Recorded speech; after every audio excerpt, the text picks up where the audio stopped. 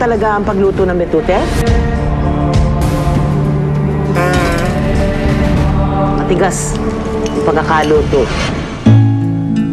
Sa challenge na pagluluto ng betute, napanis ang pag-asa ng mag-partner na sina Janet at Maribeth na makamit ang 100,000 piso. Nag-depend ako sa kanya na akala ko marunong siya sa ano.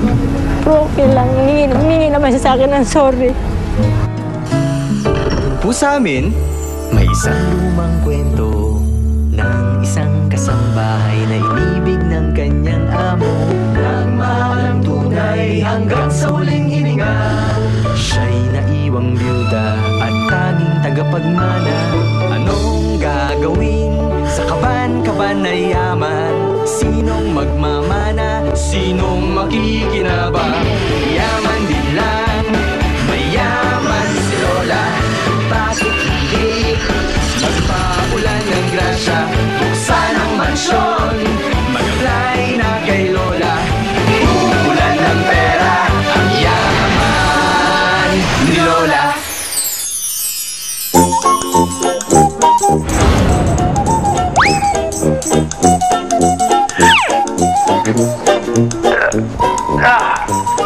O Benjo, mabuti naman. Mahusay na ang pakiramdam mo. Oo, Lola.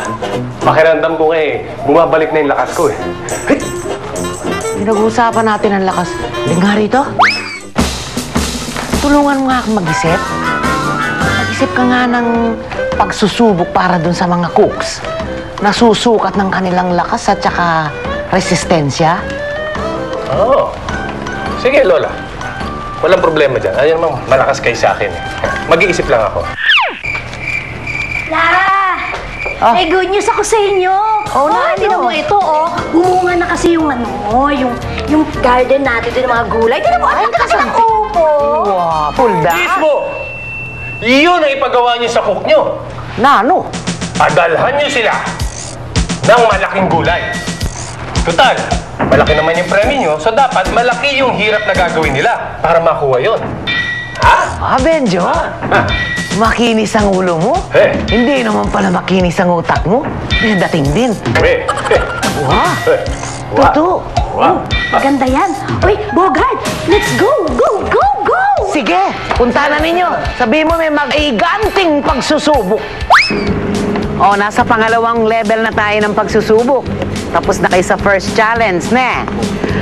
Ngayon naman, gusto ko sabihin sa inyo, usong-uso ngayon yung salitang gladiator. Yung gladiator, yun ay pagtutunggali ng mga panahon-panahon noong pa. Pero ang tawag sa inyong gladiator ay gulay gladiator. Yan. I-explica sa inyo ni Mayordoma.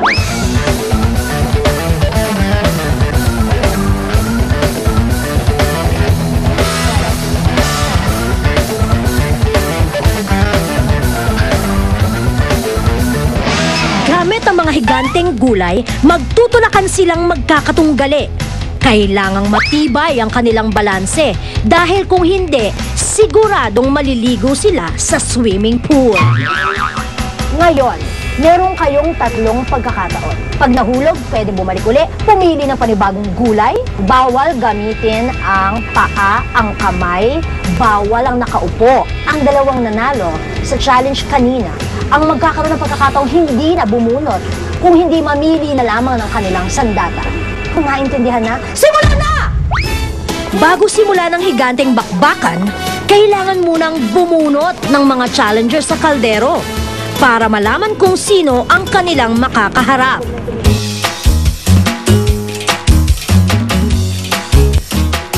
So ngayon, pwede na ipakita kung sino-sino ang magkakalaban?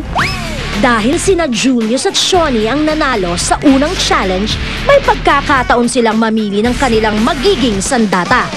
Kaya Julius at Shawnee, choose wisely.